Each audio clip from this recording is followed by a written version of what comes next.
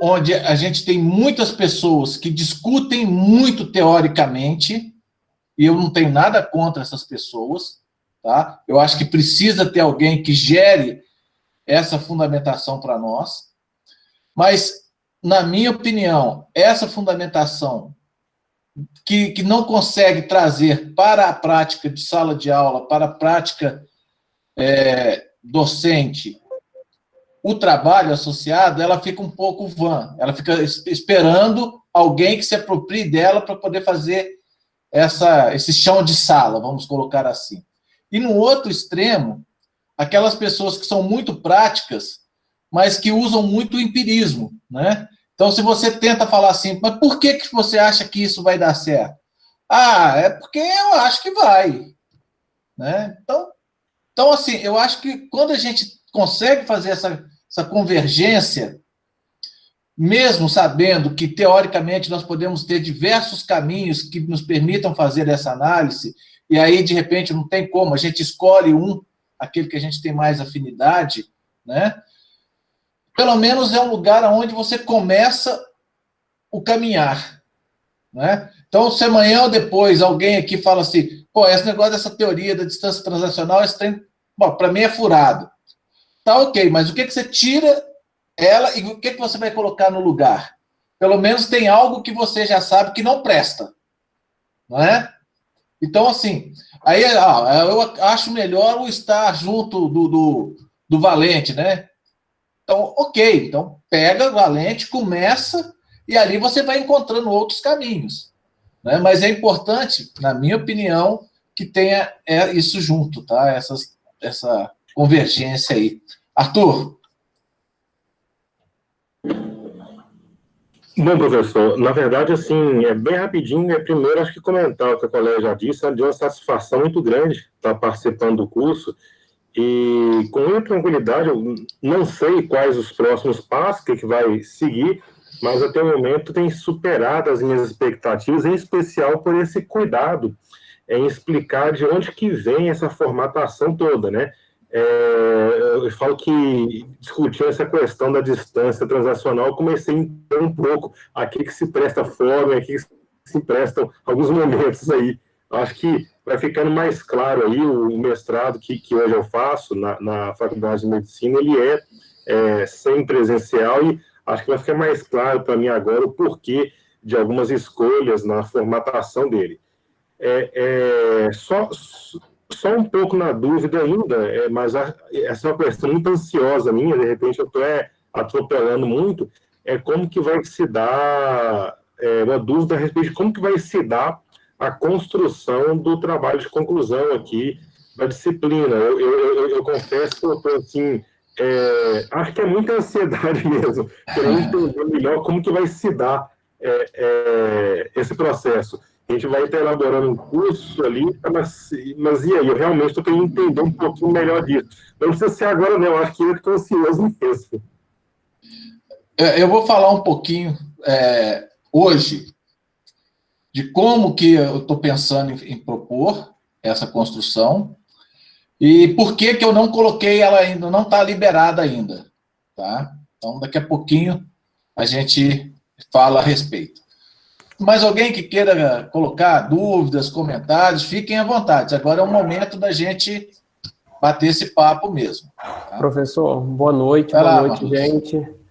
Quem está falando aqui é o Marlos. Professor, eu já venho trabalhando já há um tempo, né? Na verdade são 4 anos com essa metodologia de sala invertida. Como eu disse lá no post, né, no fórum, é uma metodologia bastante interessante, mas ao mesmo tempo a faculdade que eu trabalhava, né, ela empregava essa metodologia de uma forma muito engessada, então eu via, né, e percebia uma certa relutância aí por causa dos alunos e dos professores também, em função da metodologia que era empregada, mas ao mesmo tempo eu acreditava na metodologia porque ela trazia para a gente a interação dos novas formas de comunicação e também fazer com que o professor e o aluno se adequassem a essa nova realidade. Então, por mais que o procedimento da universidade fosse bastante engessado, eu acredito que essa metodologia, ela traz para o aluno uma visão de uma aprendizagem diferenciada, uma aprendizagem onde o aluno ele deixa de ver o professor como o ponto único, né, de informação e passa a usar esse professor de uma forma muito mais genuína, né, uma forma como é que eu posso dizer, uma pessoa que agrega o conhecimento que você já tem adquirido ou que ajuda você a lapidar também.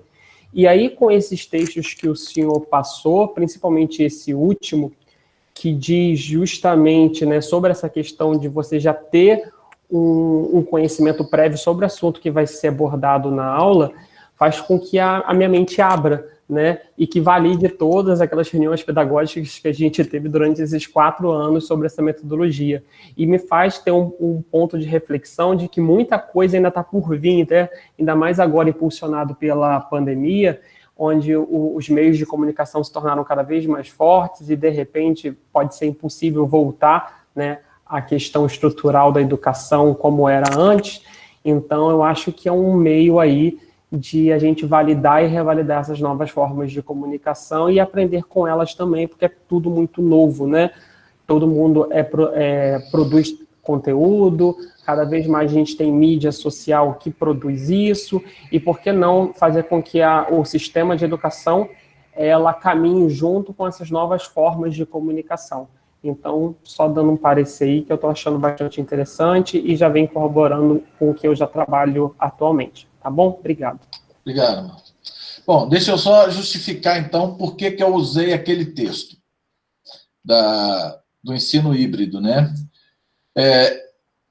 Particularmente, eu não acho ele o melhor texto, mas eu acho que para um início de disciplina, cuja a intenção é discutir a docência online e a docência digital, ele traz de uma forma, até como muitos colocaram, muito repetitiva, né? Até chegar quase a nos dar a impressão de que, pô, mas isso aqui eu já li, estou lendo de novo, né? Realmente, eu reconheço que ele fica um pouco maçante com relação a isso, mas ele traz de uma forma, aí eu considero bem didática, essa explicação do modelo tradicional, do modelo disruptivo e de como há uma convergência e por que essa convergência se dá, né? No final daquele material, me parece, a impressão que eu tenho quando eu chego lá é que parece um daqueles panfletos que querem vender alguma coisa para a gente, né? Então, tipo assim, olha, isso é muito bom e eu tenho aqui para vocês, e aí ele vai vender, aí você fala assim, não, ele vai me empurrar alguma coisa aqui agora. Então, eu não sei se é porque é um material de um instituto que trabalhe com esse modelo, talvez até com a implementação desses modelos, né? As pessoas que fazem um trabalho também do ensino híbrido, dentro daquela perspectiva. Se vocês forem nas redes, vocês vão achar muitos trabalhos de consultoria que eles fizeram. Então, me parece que eles têm essa coisa de ir por ali, né? Mas, por outro lado, por eles mostrarem muito bem essa ideia do tradicional com o disruptivo e como que isso daí vai se encaminhando, eu gosto dessa ideia. Então, a gente poderia juntar aí o Moran, que sempre veio batendo nessa modalidade híbrida de ensino, e aí ele tira todas aquelas metodologias, né? Sala de aula invertida, como é que é? Laboratório com inversão. Então, assim, tudo aquilo que parece receitinha de bolo para poder ser seguida e falar que vai dar certo, o Moran vai falar, olha, o negócio é o seguinte, não é nenhum nem outro, é no meio. Tá? Não é educação presencial contra a educação à distância, e nem educação à distância contra a educação presencial. É educação. Tá? E qual modalidade a gente usa e em qual proporção a gente usa, depende do público a quem a gente quer atender, das necessidades, das especificidades desse público. E aí nós temos ferramentas de um lado e de outro que podem ser articuladas para poder atender a esse aluno e a esse público. Então, é nessa ideia de começar algo e depois ampliar, e não ficar cercando, não, eu tenho que fazer assim, né? Igual o Marlos falou ali, é um modelo, às vezes, muito engessado, e que o professor se sente preso porque ele quer fazer alguma mudança, alguma coisa, não, mas isso não pode. E que, igual nós comentamos lá no fórum, lembra muito aqueles modelos apostilados dos ensinos, né? Você até pega aqui do Pitágoras, pega do não sei o quê, do ângulo, e você tem que seguir de ponta a ponta, o professor não pode mudar nada, tem que seguir, porque no final a gente tem... Aí o professor deixa de ter a sua autonomia, né? Então, a minha ideia de apresentar aquele texto é mostrar exatamente isso. Nós temos um modelo tradicional, nós temos coisas extremamente novas, né, disruptivas, mas o caminho não é pelos extremos, o caminho é pelo meio. Como que a gente sai do branco e do preto e faz o tom de cinza, seja qual tom, mais para o lado do branco ou mais para o lado do cinza escuro, as nossas necessidades é que vão nos mostrar. Né? Não tem algo pré-definido. Pelo menos é assim que eu percebo esse movimento. Tá? E aí, quem mais? Posso falar? Pode, fique à vontade. Desculpa o atraso, eu sou Nayara, eu estava dando aula. Começou ontem as aulas do curso técnico, né? Nessa nova modalidade. O curso técnico é um curso basicamente presencial.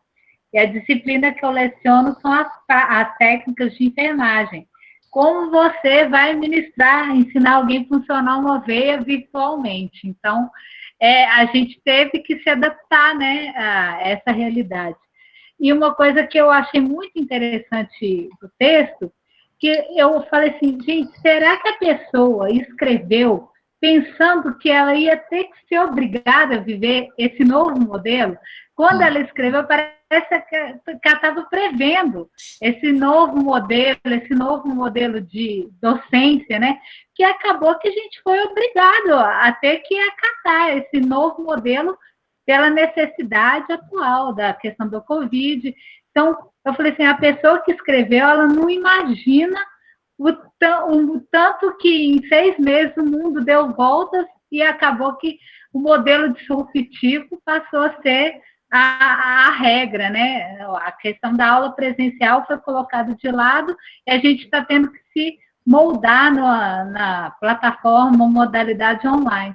Então, eu achei muito interessante, assim, ele foi escrito em outro tempo, mas prevendo uma coisa que, né, eu acho que a pessoa não imaginava que ia acontecer tão rápido assim. Ele é de 2003, né, o texto, né? 2013, né? 2013, Eu acho que é 2013. O tanto que evoluiu rapidamente, né, para já estar nessa situação, assim. A coisa foi surpreendente, né? Foi. Hoje eu estava até lendo lá uma mensagem, né? A pessoa fala, tem alguns amigos meus que estão falando que estão trabalhando muito mais, né, do que antes, né? Mas muito, muito mais. Assim, como que a gente tem que portar na sala de aula, né? Para tentar interagir com a turma. Você não vê os alunos da mesma maneira, tem que ver se não está esquecendo de alguém. Às vezes está um aluno mais quietinho, ver se ele está correspondendo. É muito mais difícil, é muito mais... Mas é uma coisa que dá para adaptar. A gente vai fazendo as adaptações necessárias. Esse é 2013 mesmo, viu, Nayara? Então, foram 7 anos, né? Em 7 anos, praticamente, que ele estava falando que era a inovação passou a ser a atualidade, a regra. Eu gosto desse texto da teoria transacional, do Michael Moore. Você vê que é um texto antigo, né? Ele é bem antigo. Tanto que, para ele lá, novidade é webconferência, né? Teleconferência, nem era web, é teleconferência. Isso é o máximo da tecnologia. Então, você vê assim, mas as ideias que estão por trás são muito interessantes, né? Essa ideia da distância transacional é muito legal. sabe? O que a gente tenta fazer para diminuir isso, né? Diminuir essa distância, né? Eu acho bem interessante ali. Uma coisa que eu queria perguntar para vocês, a ideia da aula, daquela ressignificação da aula, não como um momento presencial, onde o professor está ali com os alunos, mas sim aquela ação onde eu vou articular diversos recursos. Ficou claro para vocês essa ideia? Alguém quer comentar alguma coisa?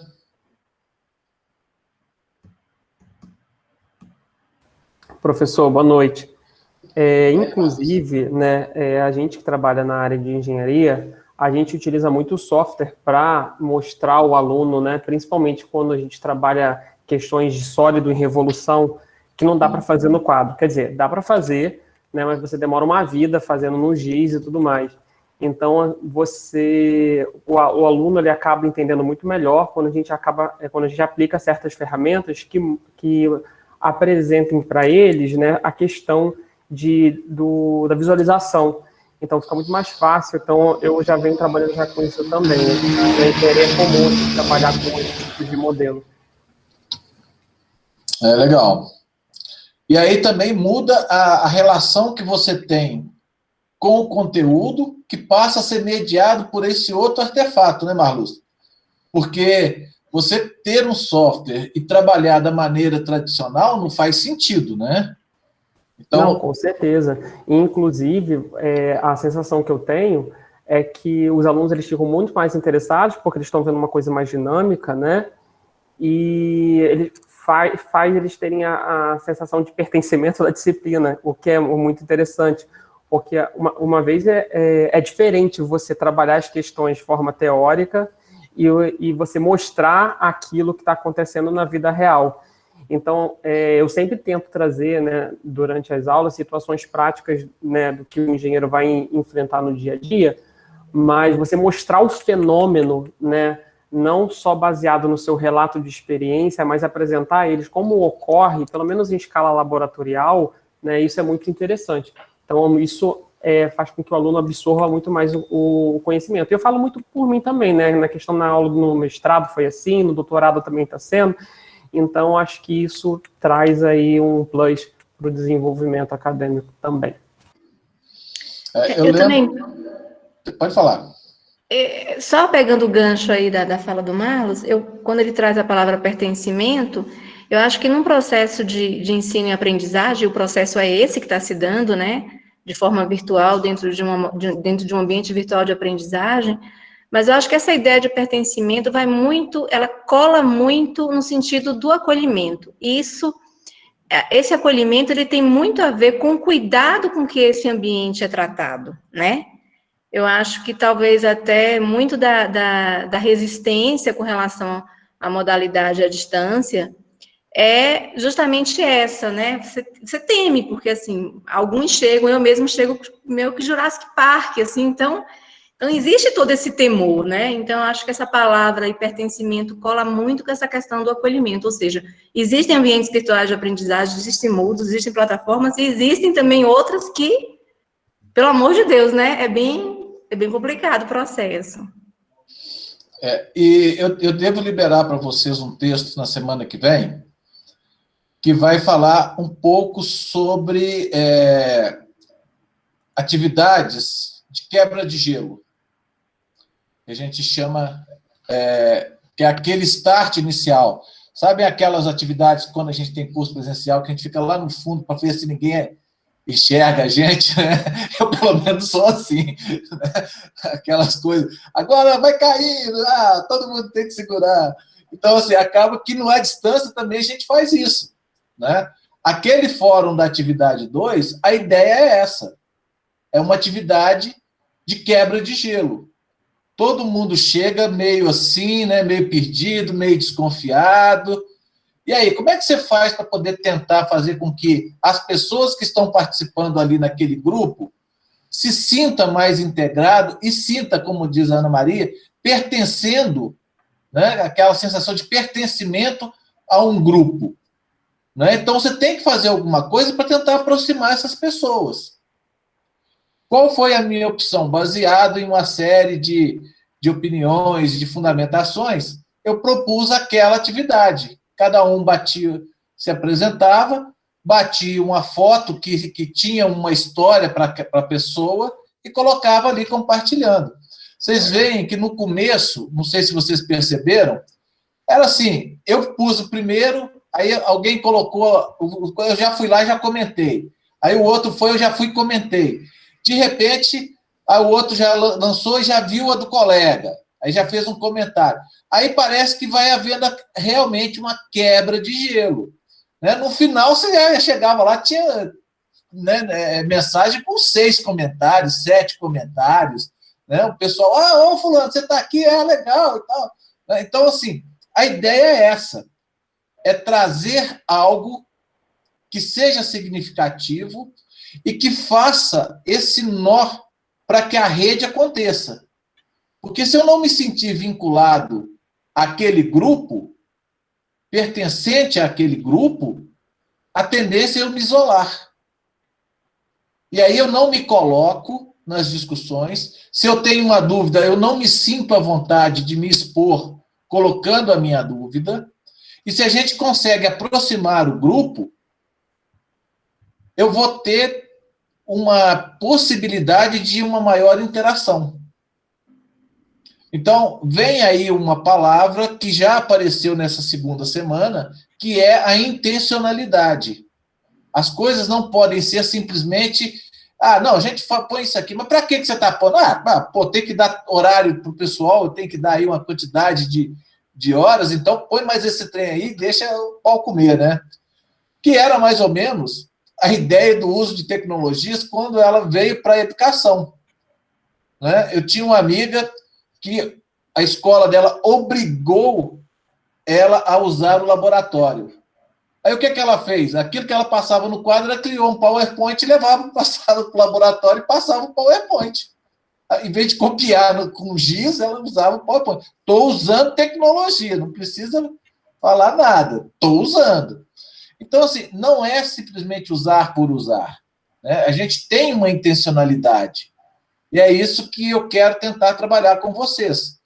Estou tentando aí devagarzinho. E aí eu vou explicando depois alguma dessas técnicas que eu venho utilizando na nossa própria sala. Então, hoje eu já estou falando da quebra-gelo, que venceu segunda-feira, né, a tarefa. Hoje eu já pontuei todo mundo lá e tal. Então, se vocês olharem, essa estratégia de quebra de gelo, ela é uma boa alternativa para você iniciar um curso. Né? Ela tenta aproximar. Vai dar certo sempre? Não, não vai dar certo. Depende do público. Aí voltamos a quem? Voltamos ao Moore com a teoria da distância transacional. Como que você fala de comunicação? A comunicação depende do professor, depende do aluno, depende do contexto, depende do conteúdo da disciplina. Então, tem uma série de coisas. Eu não posso pegar uma pessoa da área de comunicação que dá uma aula no jornalismo e querer que um professor de matemática tenha a mesma fluência que esse cara. Estou criando aqui um estereótipo, tá? Uma coisa assim. É diferente. O cara da comunicação, teoricamente, ele teria uma desenvoltura muito maior, né, do que um professor que é lá da computação, por exemplo, um cara que está acostumado a programar, né, escrever códigos. Então, provavelmente, ele vai ter uma dificuldade. Então, a gente precisa entender esses processos também dentro do seu contexto. Né? Só que aquele professor da computação está falando também para alunos da computação. Então, se eu pego uma atividade como essa, de quebra de gelo, se eu for trabalhar com alunos da computação, de repente, se eu pego essa mesma atividade que eu propus para a nossa sala, os alunos vão falar assim, pô, que saco esse trem. Professor da matemática, aluno da matemática, eu trabalho muito com os alunos da matemática, né? Dependendo do que você propõe para eles fazerem, se o aluno tem um perfil mais da matemática pura, e eu coloco uma atividade da educação matemática, os caras horrorizam. Falam, por que eu vou ficar com esse troço? Vamos logo, pô. Me dá as funções, me dá o que eu tenho que fazer. Vamos parar com esse, né? Mas é esse o perfil, você tem que saber tentar mediar. E quando você chega com a matemática nas ciências biológicas, eles quase matam a gente. Quando a gente vai fazer diluição, a regra de 3, a nó é a morte, matemática. Pois é. Na sua disciplina não é ensinar a fazer injeção, não? Não, você tem que saber calcular o que você vai colocar dentro da injeção. Eles ficam horrorizados. Eu achei que eu estava livre da matemática. Não, engano seu, né? Não está tão completamente livre da matemática, não. Talvez seja esse um dos nossos problemas curriculares, né? De colocar as coisas nas caixinhas e mostrar que elas não têm um fio que perpassa tudo, né? Então a pessoa vê, não, a matemática, eu acabei de ver a matemática, que nunca mais eu quero olhar isso. Minha filha trabalha com cinema, né? Ela trabalha na área de audiovisual, produzindo, ela é da área de séries. Então, tem algumas séries que ela já trabalhou aí, 3% da Netflix, mais algumas aí, mais umas, tanto aí. Aí ela falava comigo assim, pai, eu não quero ver esse trem de física nunca mais. Quando ela estava fazendo os vestibulares, né, que ela fez o vestibular, eu não quero ver nunca mais esse trem de física. Na hora que ela entra na universidade, que ela vai olhar a ótica, né, entender lente de câmera, iluminação, volta à física, mas não é possível. Outro dia a gente ainda estava brincando, né, que ela falou comigo assim, não, pai, isso lá atrás, né, quando ela estava estudando, esse semestre eu quero pegar umas disciplinas mais paia que tiver, assim, né? Tem um tal de HQ lá, História em Quadrinho, eu vou fazer esse trem porque é tranquilo. Ela falou que foi a pior disciplina que ela já pegou. Ela falou, nunca me senti tão fora do meu ambiente. O cara falava do Batman, aí ele falava quem foi o cara que desenhou o Batman, a cena de cada história em quadrinho, e eu lá, a única coisa que eu tinha lido era a gibi da Turma da Mônica. Então, assim, ela falou que foi a disciplina arraso para ela, né? Então, é isso, a gente vai ter que entender e tentar passar que as coisas estão todas interligadas, não é? Então, esse valor que as pessoas dão ao conhecimento, né, eu tenho ficado, assim, tem chamado muito a minha atenção. Eu até coloquei lá das mensagens, e aí, como tem as duas salas, eu não sei em qual das duas que eu coloquei, né? Mas quando vocês vão na padaria, por exemplo, presta atenção, principalmente padaria menorzinha, de bairro, assim, aí você, me dá 200 gramas de mussarela. Aí a pessoa vai lá, põe a luva, aquela luvinha de plástico, abre a geladeira com a mão que está com a luva, pega a peça, coloca no cortador, com a outra mão ela, né, faz o vai e vem, e com a mão da luva ela pega as coisas que estão cortando. Coloca no papel, embrulha, aí você fica te esperando, você dá o dinheiro, se bobear, ela pega o dinheiro com a luva, né? Aí depois que ela fez tudo, ela tira a luva e guarda. Então, quer dizer, essa pessoa, ela não tem ideia por que ela tem que usar a luva. Aliás, ela até tem, né? É porque o chefe dela falou, para você atender, você tem que usar a luva, senão eu te mando embora. Então, para manter o emprego, ela usa a luva. Mas ela não sabe o que envolve, né? Por que aquilo acontece? Por que é importante ela usar a luva? Né? E tem muitas vezes a gente faz isso. Né? Por que eu tenho que estudar matemática? Porque eu preciso, no final do ano, passar nessa disciplina, porque Deus me livre de fazer cálculo de novo. Né? Então, a gente não vê onde que essas coisas se cruzam, né? Onde que vai formar essa teia de conhecimento para que eu tenha uma fluidez na minha vida, né, de uma forma geral. E aí a gente vai vendo esses lugares onde a gente tem esbarrado com tantas horroríveis, né, coisas horroríveis acontecendo por aí. Né? Interessante, lá, professor. Lucas. Você chamou aí já alguns pontos. Eu queria primeiro falar que, assim, é uma crítica a mim, né, mais a minha área específica, né, dos cuidados em saúde, né, a gente ainda é muito arcaico no modelo da educação, né? Você falou várias vezes aí no integrar, e seja no fundamental, médio ou no superior, a gente ainda tem essa dificuldade da integração, né? Outra coisa que me chamou a atenção agora na sua fala, né, é que a gente vem tentando fazer uma transição, né, de uma formação eminentemente voltada para o conteúdo e para o conhecimento, para a gente avançar para um momento de habilidades e competências dentro dessa formação. Mas, ao mesmo tempo, você traz esse alerta, né, de como a gente também não pode fazer essa transição sem dar a sedimentação do conhecimento para que para que haja sentido na ação construída, né. E o que eu queria problematizar, né, até um pouquinho para a turma, né, é justamente isso, né, como nas nossas experiências, apesar do Marlos já até ter colocado, né, que no mestrado e no doutorado, e na experiência docente dele hoje, ele já vem utilizando esse tipo de metodologia integrativa, né, que já usa alguns aspectos, né, de inversão, né, da onde vem o processo de conhecimento, né, se vocês têm tido essa experiência, aonde vocês estiveram, né, para a gente entender um pouquinho como que a gente está nesse momento, né, porque eu acho que o processo de educação e de transformação que a gente tem na teoria, na prática nossa, ele ainda ficou muito distante. E aí, quando a pandemia chegou, né, a gente tem essa coisa, né, meio epifânica. Nossa, já tinha alguém falando disso há tanto tempo e a gente estava aqui ainda naquele modelo de sala de aula, né, e falando, explanando. Então tá aí, pessoal, provocação do Lucas, vamos lá.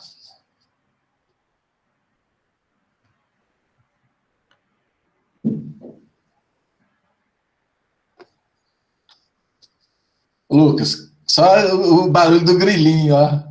Cri, cri, cri. Vamos lá na Flávia lá, ó. Pegando a final da fala do Lucas aí, em relação... Tinha gente já falando enquanto a gente estava numa sala de aula no ensino mais tradicional. Tem uma questão que, principalmente no início da pandemia, foi surpreendente para mim, o quanto eu vi que tinha professores que já faziam uma mistura do uso da tecnologia em sala de aula e para melhorar a sua aula propriamente dito, né, ou seja, de uma forma muito individualizada, e que com a pandemia a pessoa já entrou, apesar de ter aumentado o número de horas trabalhadas, as dificuldades em trabalhar com outras ferramentas que ela já vinha trabalhando, mas deu para perceber que muita gente já vinha usando tecnologia sem consciência do uso da tecnologia como ferramenta diária, né? Ela usava como complementar. Então, eu sempre questiono se realmente a gente já ficou parado no tempo, como a maioria das pessoas, como esse discurso, né, já vem há muito tempo, né? Houve-se aquela famosa frase, né, a escola é do século XIX, os professores do século XX, os alunos do século XXI, né? Então, de um tempo para cá, realmente, assim, de uns 3, 4 anos para cá, isso já tem me incomodado, porque você vê os professores se movimentando individualmente para o uso da tecnologia. Nos cursos de formação de professores, quando a gente fala de licenciatura, existe disciplina de área com uso da tecnologia na educação, com a TICs. Então, é algo que, ao meu ver, a pandemia ela deu um empurrão para o pessoal começar a usar e encarar isso como ferramenta diária. Mas já vinham utilizando. Não sei quantos aqui que estão presentes nesse bate-papo que não usaram uma tecnologia nos últimos 6 meses, antes da pandemia, ou no ano passado, enquanto estava dando aula, para aqueles que dão aula, obviamente. De uma forma ou de outra, usou ou o Kahoot, ou usou um vídeo. Então, assim, eu acho que a pandemia ela trouxe essa consciência para a gente de que a gente precisa utilizar porque há necessidade que o aluno já está distante. Mas, por outro lado, já tem tempo que a gente usa isso. Né? A história da professora aí do PowerPoint, estou usando tecnologia. Sim, mas quantos professores eu vi tendo dificuldade de usar PowerPoint? né? Que não é coisa fácil você fazer essa transição. A pandemia fez a necessidade, ou seja, o sapo pular, né? Por necessidade. E aí,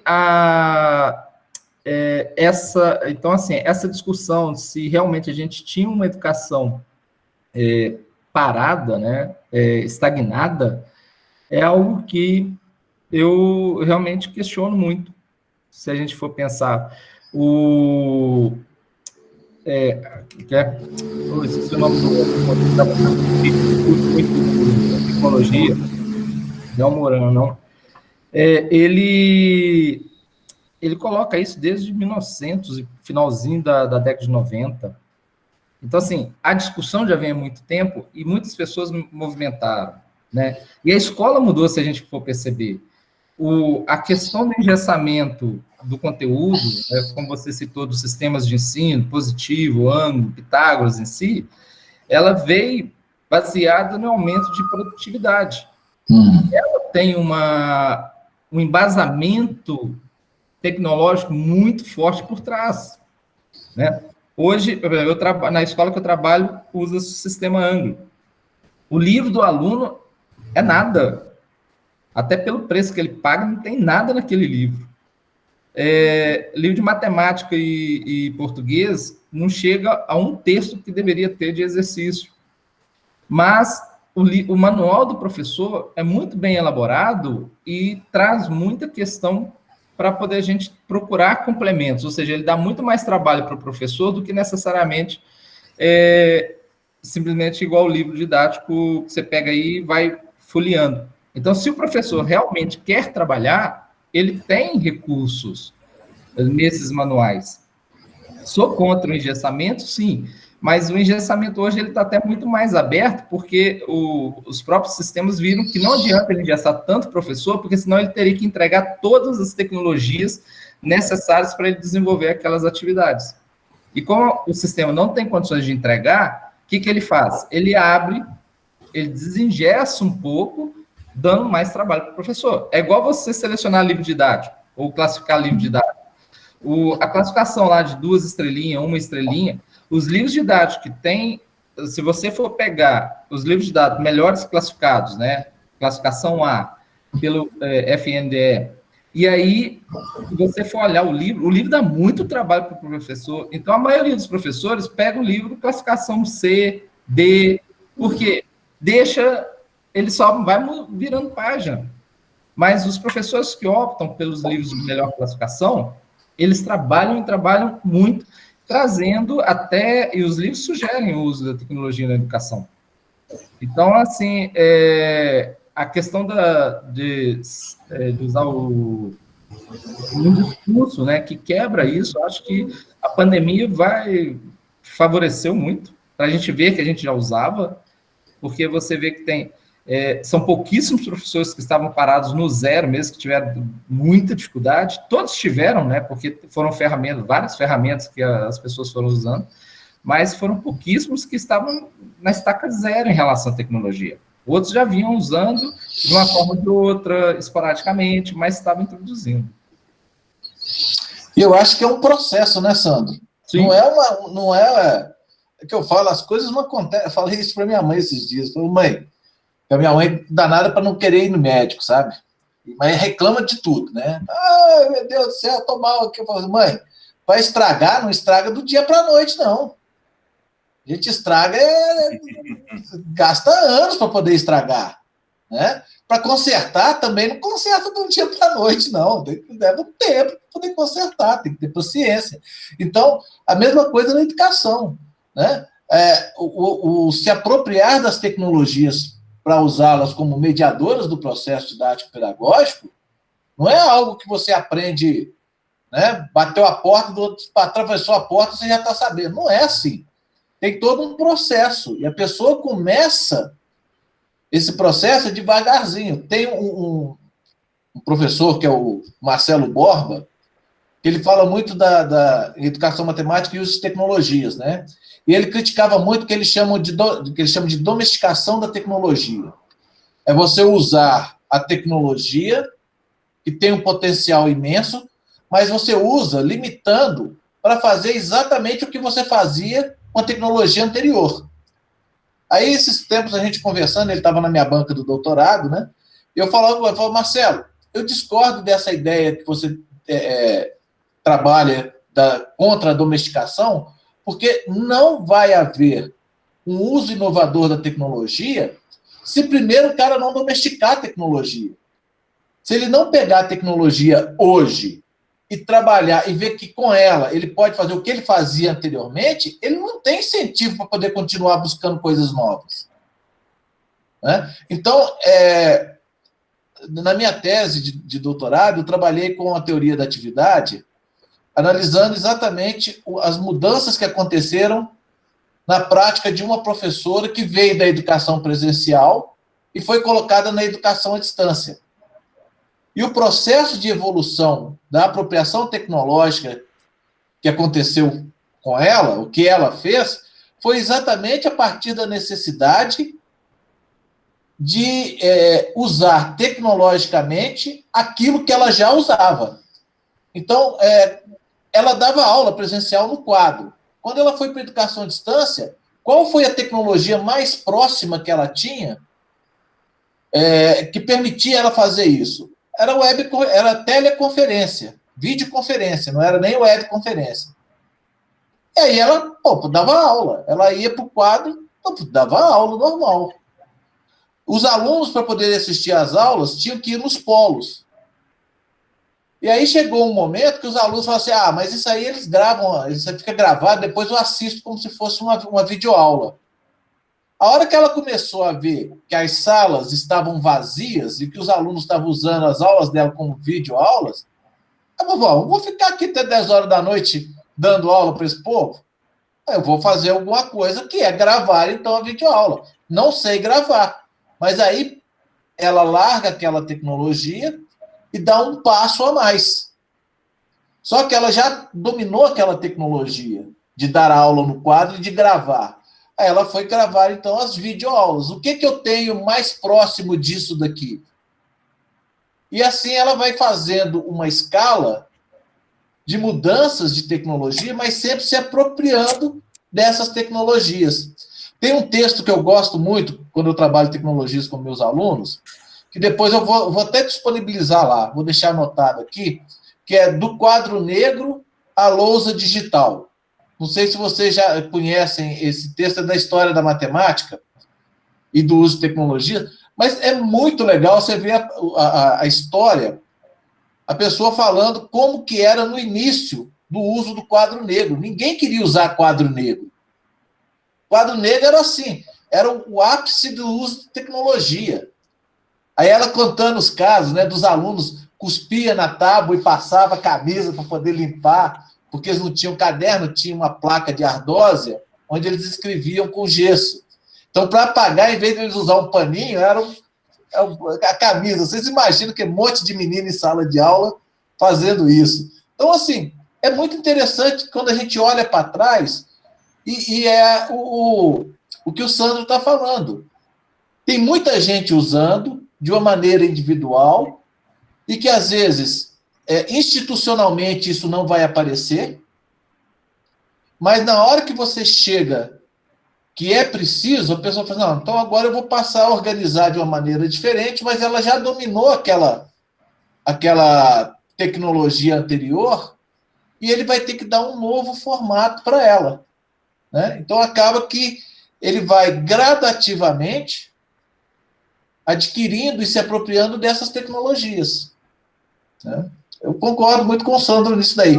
Tem gente que está parada, que não quer? Tem. Às vezes, meus alunos a gente fica conversando, né?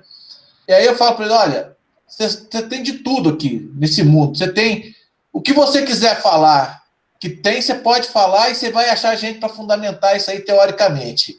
Então, você vai ter que trabalhar com isso e argumentar. Né? Eu vou olhar os argumentos que você está utilizando. Se os argumentos estiverem coerentes, o Ricardo chegando atrasado aí. É o Ricardo da panela de caldo de mandioca ou é outro Ricardo? Professor, É o Ricardo da panela de caldo. Aí, ó, tá vendo lá? Tá vendo porque que chega atrasado aí, ó? Olha. Eu tava fazendo um risoto mesmo, mas desculpe. Aí, tranquilo, Ricardo, seja bem-vindo. Tinha alguém que estava falando na hora que eu estava brincando com o Ricardo. Oi, perdão, diga desculpa, não sabia que o Ricardo ia falar. Colaborando aí com o que o Sandro falou, eu acredito, né, que as pessoas não usavam a tecnologia, pelo menos a questão de videoconferência, gravações de aula ou outras formas de comunicação, porque, infelizmente, né, se a gente for pensar na estrutura da educação aqui no Brasil, a educação digital ela não é inclusiva. Eu falo isso porque eu fui aluno de colégio público e sei como é que é, e acredito que muitos de vocês também, né, passaram por lá, ou se não passaram, têm conhecimento, e ver como é que é a situação. A escola não tem infraestrutura, né? Os professores eles não conseguem fazer cursos de reciclagem, não tem material para dar, e principalmente os alunos não têm esse tipo de recurso. E aí vocês podem falar assim, mas hoje todo mundo tem celular. Tá, todo mundo tem celular, mas nem todo mundo tem computador, nem todo mundo tem internet, nem todo mundo tem um ambiente para estudar. Então, são essas questões que a gente tem que levar em consideração, porque, infelizmente, esse ensino que a gente está tendo hoje, ele é um ensino excludente, né?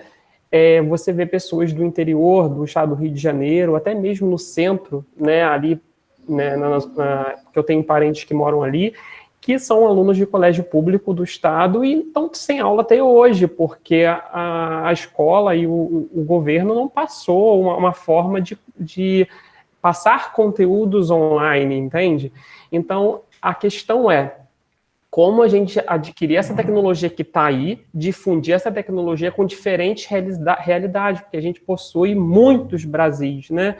Então, eu tive a oportunidade, né, e acho que eu fui agraciado de trabalhar com essa tecnologia de sala invertida, mas, ao mesmo tempo, eu sei que para o Brasil, como um todo, chegar nesse patamar, tem que ter uma revolução tecnológica e, principalmente, uma revolução educacional, porque os nossos sistemas de educação, eles são muito engessados, eles são muito tradicionais. Não estou dizendo aqui, gente, que o tradicional é ruim, tá? Eu estou dizendo que ele não acompanha o desenvolvimento tecnológico, por N questões, né, que tem que ser pensadas antes mesmo de a gente achar que o professor não usou porque ele não queria usar. Ele não usou ou porque ele não sabia, ou porque a escola não dá infraestrutura para ele, porque ele também não é obrigado a ter um computador, a ter uma boa internet para passar o seu conhecimento. Mas desde o momento que as tecnologias estão disponíveis e o novo modelo está sendo empregado aí passo a passo, algo tem que ser pensado para que isso seja difundido para todo mundo. Jorge, agora eu me sinto mais contemplado com a provocação que eu fiz, que era esse cenário que eu queria mostrar, né? E o Sandro deu o exemplo dele no ângulo, né, numa instituição privada, e agora o Marlos trouxe a complementação do cenário da nossa situação pública, né? E aí eu quero trazer até a própria situação da medicina, que aí seja pública ou privada, ela é arcaica em qualquer cenário, né? Então, assim, a gente tem essas múltiplas condições, esses múltiplos Brasis, né? E o que me estranha é que a história e o conhecimento teorizado ele é muito antigo. E mesmo numa turma de mestrado e doutorado, a gente ainda se choca na novidade quando a gente é defrontado pela necessidade de uma pandemia, né? Eu, enquanto coordenador de um curso superior, a coisa mais difícil, eu acabei de ter hoje uma preceptora de campo que pediu desligamento porque ela não consegue lidar com as tecnologias propostas para esse momento nosso de pandemia. Então, assim, ainda é uma realidade muito chocante para a gente. Eu gostaria de falar, todo mundo me escuta? Sim. Sim. Eu sou o Matheus, eu sou doutorando no curso de Geotecnia da UFOP e também sou professor do Departamento de Arquitetura. Eu vou dar alguns exemplos com um apanhado geral do que a gente já discutiu na aula de hoje. Uma das grandes dificuldades que eu tenho nas minhas disciplinas é uma dificuldade que eu via que eu não percebi que os meus professores poderiam ter quando eu estava na graduação, que é a própria formação. Eu não dou aula, a maioria dos meus alunos não vão ter a formação que eu tenho, que é de engenheiro civil. Eu dou aula para arquitetura, dou aula para engenharia ambiental, de uma disciplina é prática, ela é 90% da carga horária dela são de aulas práticas, que é a topografia. Então, o que que eu fiz para sair desse inconveniente? Foi trabalhar com a sala de aula invertida. Eu começo a minha disciplina propondo aos alunos que tragam para mim informações sobre como utilizar a topografia na carreira profissional deles. Então, eu vou aprendendo com os alunos de uma forma que eles também vão ensinando para uns aos outros. Isso foi, assim, essencial para eu dominar a disciplina, tanto na área de arquitetura, que eu não tinha conhecimento do que os arquitetos utilizavam na topografia, quanto na engenharia ambiental. Foi fantástico, e eu senti essa falta, né, quando eu estava na graduação, porque muitos dos meus professores não conseguiam trazer exemplos práticos da minha formação na sala de aula, sendo que a gente poderia ter feito o contrário. Nós procurarmos por fora e levarmos esse exemplo ao professor. Isso tem sido, assim, uma experiência muito legal. Quanto às tecnologias, eu uso muito, há muito tempo, até o Sandro falou que também utiliza o Kahoot. É um joguinho que eu comecei a utilizar como quebra-gelo, que era para os alunos competirem em sala de aula e tudo, e acabou que, ao passar das aulas, eu via que os alunos estavam prestando mais atenção na aula para julgar o joguinho no final e competir entre eles.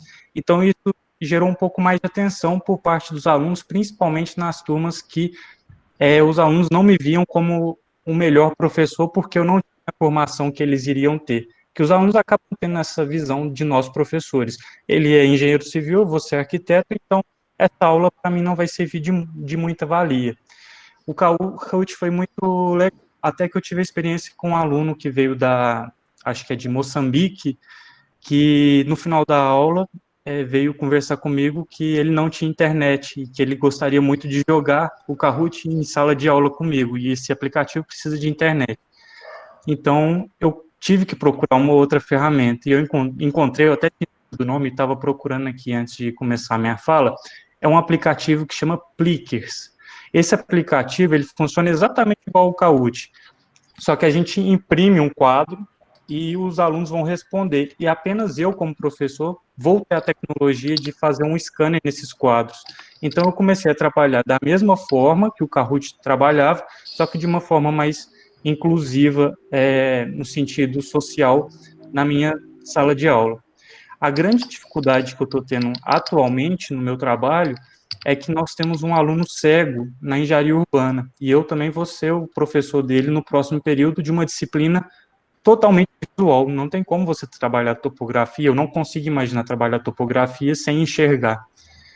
E isso, para mim, está sendo muito trabalhoso, porque eu estou tendo que estudar diferentes formas de levar uma disciplina visual para um aluno cego, e uma disciplina visual no sentido até de compreensão da paisagem, porque até na linguagem, eu comento nas minhas salas de aula, aquele ponto lá longe, como a gente calcula a distância dele até lá no final da barragem, como que eu trato isso com um aluno que não consegue visualizar os meus exemplos. Então, esse é meu grande desafio da atualidade, mas só num apanhado geral, só de falar de tecnologia e tudo, o Kahoot, esse Plickers que eu também utilizo, acabou que chamou tanta atenção que outros professores me procuraram pelos alunos comentarem no corredor com eles, e eu dei até um curso online para uns professores para aprender a mexer nos aplicativos, e está sendo uma ferramenta bem útil nas minhas aulas. E é isso, gente. Eu posso falar um pouquinho? Pode, Ana, fique à vontade. Então, como eu disse lá no chat, e até aproveitando que o Matheus falou, que eu pesquiso a educação inclusiva, né, no âmbito da UFOP. E eu fico me questionando muito isso sobre como é esse processo de inclusão dentro do ambiente do ensino à distância, né? Porque é realmente muito difícil, né? E como eu estou estudando, eu sei o número de estudantes com deficiência que são matriculados no ensino à distância. E tem alguns estudantes. Aí eu fico me perguntando como que é esse processo. Vocês que dão aula... Não é fácil. Tá? Não é fácil. Parece assim, sacanagem, né? Esse semestre eu estou trabalhando com a disciplina de educação inclusiva. Primeira vez que eu vou ministrar essa disciplina. Estudar teoricamente é uma coisa, né? Na hora que você vai ter que levar isso para a sala de aula, é algo diferente. E aí eu tenho uma aluna que ela é deficiente auditiva. E eu já trabalhei com essa aluna há um tempo atrás. E aí todo mundo pensava assim, mas a menina é surda, ela não escuta. Mas não tem problema, ela lê e escreve normalmente. Não, não é assim. Quem tem Libras como a primeira língua, a construção textual dela é totalmente diferente. E essa menina, a deficiência dela é de nascença, então ela não era ouvinte e perdeu a audição. Então ela nunca ouviu. Então o processo de alfabetização dela é todo em cima de Libras. Então, quando ela começou a escrever os textos para nós, né, para se comunicar, a gente não entendia nada. É incompreensível. Sabe? Não tem essa ordem nossa, é sujeito, né, verbo, é tudo diferente. Então, assim, nós tivemos o apoio do NAP, né, do NAP não, do NEI, do Núcleo de Educação Inclusiva, mas eles não dão conta também de atender, porque vocês lembram isso, eu já falei lá na semana passada, dos modelos de educação à distância que a gente pode encontrar por aí, né, os tipos de educação à distância. E lá no SEAD, a gente não tem esse costume de fazer a disciplina um ano com antecedência, gravar tudo e tal, e depois só executar a disciplina. Né? Nós não temos essa prática. A nossa prática é como se fosse assim, um ensino presencial feito à distância, no sentido de que a gente vai para a sala de aula, então o pessoal estava com dúvida nesse conteúdo. Então, semana que vem eu vou apresentar um texto a mais, vou apresentar um vídeo, eu gravo uma videoaula. E aí, o pessoal do núcleo de inclusão não tem tempo de fazer a tradução para Libras. E aí é um Deus nos acuda. É difícil, não é fácil, viu, Ana? Você estava perguntando, são desafios, igual o que o Matheus falou, que a gente encara, né? Mas é difícil, não é fácil. Sai bem feito? Olha, sai, mas não é como nós gostaríamos e nem que a gente sabe que está longe de ser o ideal. Mas como o que é ideal dificilmente a gente consegue mesmo, né? Então, a gente tenta da melhor forma possível. Eu gostaria de pontuar algo que o Lucas falou, em relação, né, ele é coordenador, se não me engano, pelo que ele pôs, né, no curso de medicina. E aí, uma das coisas que eu acho interessante para a gente usar ou dominar a tecnologia ou querer usá-la em sala de aula, levá-la para a sala de aula, é quando a gente discute metodologias de didática. No caso, por exemplo, quando a gente fala de sala de aula invertida, ela já traz, a metodologia já traz para a gente a tecnologia embutida, porque você vai pedir o menino para poder ver um vídeo. E aí, eu sou pedagogo, formei na UFOP, e comecei a fazer o mestrado de educação, daí na UFOP eu desisti por ser muito teórico, e acabei indo para o MPEC, para o mestrado de profissional de ensino de ciências, porque é o ambiente em que eu discuto muito metodologia e prática de ensino. Então, e eu fiquei impressionado, eu circulo no ICEB e eu fiquei impressionado como o pessoal das ciências biológicas, o pessoal da medicina, principalmente com as ligas estudantis, estuda a prática de ensino, ou de estudo, as metodologias de estudo, as metodologias de ensino, coisas que na pedagogia e na educação eu não vi. Ou seja, são dois mundos totalmente diferentes, apesar que a gente tem a ideia de que o pessoal da educação, o pessoal da pedagogia tem o domínio, né, das metodologias e da didática, mas foi no ICEB que eu percebi, convivendo com o pessoal da bioquímica, com o pessoal da medicina, com o pessoal da fisiologia, do próprio pessoal da matemática, da educação matemática, que eu percebi o quanto se discute ensino na universidade. E essas discussões, quando a gente faz na parte teórica do ensino ou na parte prática do ensino, aguça na gente o desejo de trazer ferramentas para melhorar a nossa prática de ensino. E aí, então, isso eu acho super interessante, até porque na questão, quando a gente fala do ensino tradicional, os professores que estão discutindo práticas de ensino, metodologias, eles vão para a sala de aula e ainda trazem muito do tradicional. Como o Marcos falou, não estou criticando, eu apoio o tradicional, porque o tradicional é a base para a gente, né? Nós aprendemos com o tradicional, levamos isso e é a base. O que a gente faz hoje de diferente do tradicional é a evolução do tradicional para algo melhor. Então,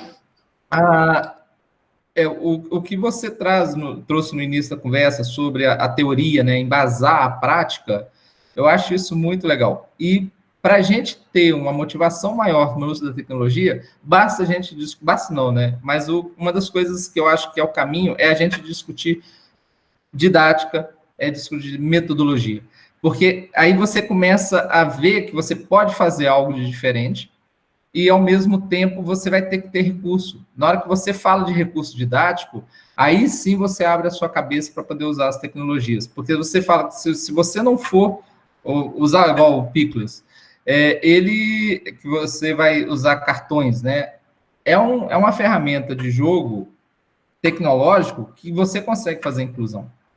Eu dou aula para turmas do 4º, 5º ano do Fundamental 1. Eu tenho uma aluna que, em função da pandemia, né, as aulas online, ela passou a participar das minhas aulas. Nas aulas presenciais, eu não conseguia dar conta dela. E aí, e foi uma coisa assim que eu fiquei impressionado. Óbvio que ela tem, pela idade dela, ela está com 12 anos, e ela está no 4º ano, com paralisia cerebral. Pela idade dela, ela tem um apoio, a família investe nela, tudo. Então, assim, isso facilita o meu trabalho. Mas o trabalho online com ela ficou muito mais fácil do que o trabalho presencial. Então, por quê? Eu procurei no grupo de especialização que eu participo, sobre o uso de computação na educação, o pessoal me indicou algumas ferramentas simples que a gente pode usar com qualquer estudante, independente de ter deficiências ou não, e aí e essas ferramentas facilitou a participação dessa menina nas aulas online. E hoje ela é uma das que mais participa.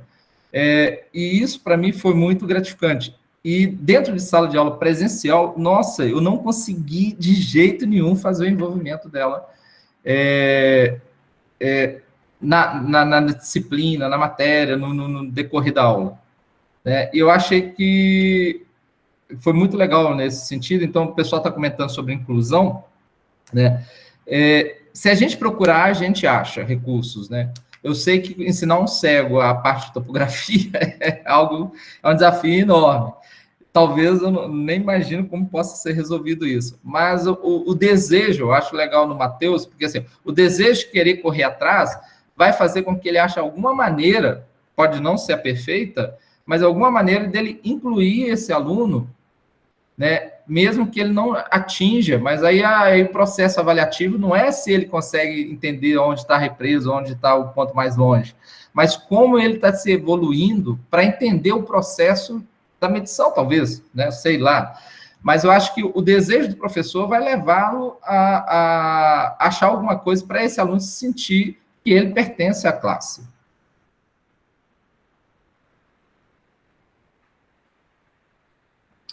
Muito legal, Sandro. Obrigado aí pelas contribuições.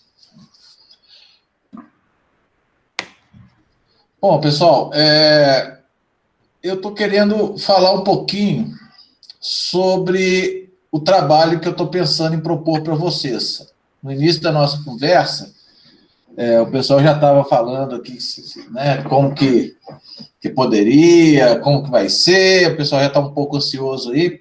Então, eu queria comentar um pouquinho o que eu pensei, e aí a gente pode discutir, né? que vocês acham da ideia? O que a gente pode adequar aí? Porque eu não tenho nada fechado ainda. Mas tem uma ideia que eu vou trazer para vocês. O que eu pensei? Primeiro, os recursos que eu quero trabalhar com vocês, tanto de softwares quanto recursos de serviços de internet, todos gratuitos. Tá? Então, eu não vou... posso até apontar, igual vocês já viram lá as videoaulas que eu gravei, que eu falei, estou usando tal software, né? Eu uso o Blueberry Flashback, que é um software de captura de tela e edição. Eu tenho a versão Pro, que é que eu faço algumas das minhas videoaulas, mas tem vários outros softwares. Mas tem menos recursos? Tem menos recursos, né? Mas é possível. Até pouco tempo eu estava trabalhando com todos com a versão gratuita e funcionava, tá? É porque aí a gente começa a ficar sem tempo e aí a gente quer otimizar o tempo pegando ferramentas mais específicas, né? Mas eu acho que trabalhar com software gratuitos, aproveitando os serviços gratuitos da internet, tá? Para a gente poder ver como que tem espaço para a gente ocupar ainda sem investir muito. Lógico que à medida que vocês forem utilizando e forem sentindo a necessidade, vocês vão comprar um microfone melhor, vocês vão querer ter um software que agiliza, mas para a gente começar, se a gente for esperar o momento ideal, a gente nunca começa. Então vamos começar com o que a gente tem à disposição e depois a gente vai para frente, vai melhorando. Tá? Uma outra coisa que eu acho importante também é tentar usar aquilo que a gente está aprendendo. Né? Realmente colocar a mão na massa.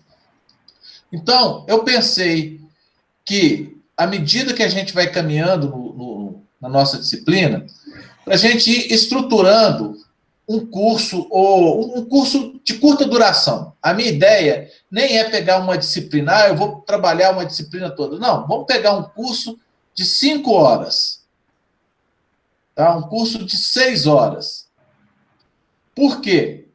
Porque se a gente pensa isso num curso, como um curso pequeno, a gente vai conseguir passar por todos os processos, inclusive o processo de avaliação.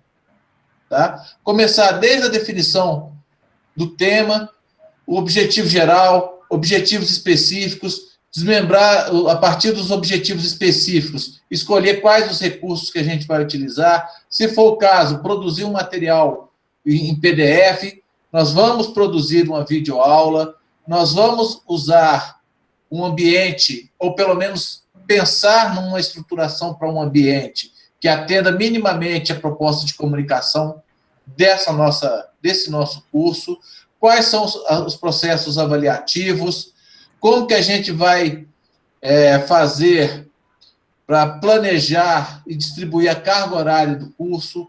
Então, eu penso em fazer isso daí, para que a gente chegue lá no final da disciplina, você olha e fala assim, eu tenho uma disciplina planejada com os materiais, com condições de eu implementar em qualquer ambiente virtual de aprendizagem. Tá? Então, a minha ideia é essa. Tá? Não é nada... talvez aí um texto reflexivo acompanhando essa prática que a gente está fazendo, ou algo nesse sentido. Tá? Não sei o que vocês pensam, mas eu acho que uma proposta pequena, simples, eu vou tentar trazer sempre exemplos para que vocês possam se basear, para ter uma ideia, não é para vocês, um exemplo para copiar, mas para ter uma ideia, né? A ferramenta, eu vou passar a usar as ferramentas que nós vamos ver tecnicamente, como que eu vou poder gravar uma videoaula. Você pode usar o Zoom, você pode usar o Blueberry Express, pode usar o Active Presenter, e aí eu vou mostrar os softwares para vocês, vou fazer algumas produções nesse software para vocês verem que é possível fazer, né? Eu tenho os meus vídeos que eu tenho gravado, eu tenho usado o LibreOffice Express, o LibreOffice Impress, porque é gratuito, né, uma alternativa aí ao Microsoft Office. Então, eu já vou indicando para vocês quais as ferramentas, quais os recursos que eu estou utilizando. O que vocês acham aí da ideia? Podemos caminhar nessa linha? Tá? Depois, vocês coloquem lá na sala, se quiserem fazer sugestões, utiliza lá, para a gente ir construindo, né, essa ideia. Eu acho que é bom para a gente poder vivenciar. Eu acho que se está todo mundo no curso, é porque está querendo ver algo diferente, produzir alguma coisa diferente, né? Nem que seja para falar, pô, deu tudo errado, vou ter que pegar outro caminho. Estou dando tchau de prefeito Arthur. Arthurzinho. Então, eu acho que vai ser legal, né? Não sei o que vocês pensam. Acho que a gente... Alguém falou? Fui eu. Eu só estou um pouco com dúvida ainda nessa questão desse trabalho. Bárbara, sim. Isso, Bárbara, desculpa. A questão do como ele vai funcionar mesmo, assim, ainda não está muito claro na minha cabeça. A gente vai pensar numa estrutura ou a gente vai pensar numa única aula? E dessa estrutura, a gente vai montar essas aulas ou vai montar uma única aula? É isso que não está muito claro ainda para mim. Uhum. A minha ideia é que vocês montem um curso de 5 horas. Tá? Pensando num curso que tenha aí, pode ter 2 módulos, né, de 2 horas, um de 2, um de 3, onde vocês vão planejar e executar o máximo de coisas.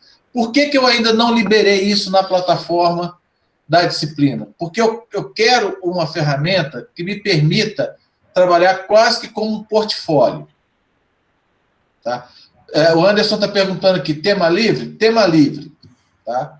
Só não vale o que eu vou dar de exemplo. Tá? Eu vou dar de exemplo um curso para citações e referências da ABNT. Então, isso aí ninguém pensa nele, porque eu pensei primeiro. Tá? Eu já tenho um material montado, mas eu quero ir colocando ele passo a passo para poder mostrar como planejar. Ter um exemplo de como é possível fazer um planejamento. Tá? Então, por que eu ainda não liberei? Tá? Porque eu quero uma ferramenta no Moodle e eu ainda não encontrei ela e as alternativas não me caíram bem. Eu quero que a gente vá construindo gradativamente. Primeiro, o tema do curso. Qual vai ser o curso que eu quero montar? Definir lá. Então, vai ter um lugar que vocês vão colocar isso. Depois, próximo passo. Qual o objetivo do curso? No final desse curso, eu quero que o meu aluno seja capaz de fazer o quê? Tá? Então, uma frase simples que se identifique. Para ele conseguir alcançar esse meu objetivo geral do curso, quais objetivos específicos eu vou precisar trabalhar? E aí eu vou trazer exemplos de como a gente pode ir pensando isso. Depois, para eu alcançar esse objetivo específico, quais recursos eu vou mobilizar? Vou precisar de um texto? Vou precisar de uma videoaula? Vou precisar de um podcast? Então, a ideia é da gente ir construindo e nessa ferramenta a gente poder ter ideia do que a gente está fazendo. Tá? Você ia falar, Sandra? Eu queria sugerir uma ideia, e você vê se é viável ou não, porque a gente poderia fazer um curso ensinando a usar ferramentas tecnológicas na educação. Então, por exemplo, o Matheus citou aí que ele deu um curso online para alguns professores, né? Sobre a ferramenta que ele estava utilizando. E aí, porque com isso, eu acho que cairia bem para essa disciplina, uma vez que você propõe que a gente utilize o maior número de recursos possíveis, gravando, slide, né? Então, a gente prepara o curso, por exemplo, o Matheus prepararia lá o curso do Pickles. Eu prepararia o Twinner, outra pessoa prepararia um curso do Kahoot, porque também serve como material para ficar disponível, né, para um curso futuro para você, dentro do Moodle, ou como repositório, alguma coisa assim, um REA, algo parecido. E aí a gente não só faz a preparação do curso, mas traz também ferramentas que são úteis para serem usadas em sala de aula. Boa ideia. Só que aí eu vou fazer o seguinte, eu não vou fechar, né, para que todos façam isso, tá, Sandro? Não, sim. Vou colocar como sugestão que quem tiver esse domínio, pô, ótimo, vai ser muito legal, sabe? Mas aquelas pessoas... diga, Vanessa. Desculpa, Vanessa. Até porque é interessante a ideia dele, demais. Mas, por exemplo, eu não tenho a mínima noção de nenhuma tecnologia dessas. Então, como que eu ficaria, né? E eu creio que muitos colegas meus aí também não têm, né? Se alguém, o grupo se propor a fazer como ele, né? O Matheus, vai ser bem-vindo, porque a gente que não domina muito essas ferramentas, a gente vai ter a oportunidade de aprender novas ferramentas. Mas para a gente poder fazer isso como um curso, acho que vai ficar mais complicado, pelo menos para mim. Né? Sim, eu concordo com a Vanessa, e eu acho também, assim, eu acho bacana a questão do Sandro, mas tem pessoas que já têm esse domínio, né? Então, eu acho que muitas pessoas vão cair nessa vibe aí e aceitar a sugestão dele. E eu também penso que, na verdade, tem muitas áreas aqui de interesse, né? Tem muitos objetos de análise, tem muitas áreas de interesse que podem querer dar cursos, né? Já conhecendo as ferramentas que são adequadas para aquelas temáticas, para aqueles conteúdos. E aí a escolha disso, né, muitos até vão se bater um pouco, e aí a gente aguarda realmente de você, Jorge, assim, a apresentação dessas ferramentas, conhecer para saber qual é a que deve ser utilizada para cada momento, para cada curso, para cada intenção, né, para que a gente possa mobilizar bem esses objetivos específicos aí, como instrumentos aí operacionais, né. Isso, não... Então, essa é a minha ideia. Eu acho que a ideia do Sandro é muito legal. Quem tiver condições de trabalhar usando mostrando como usar essas ferramentas. Então, eu, por exemplo, fiquei muito interessado nesse Picles, não é isso? Picles.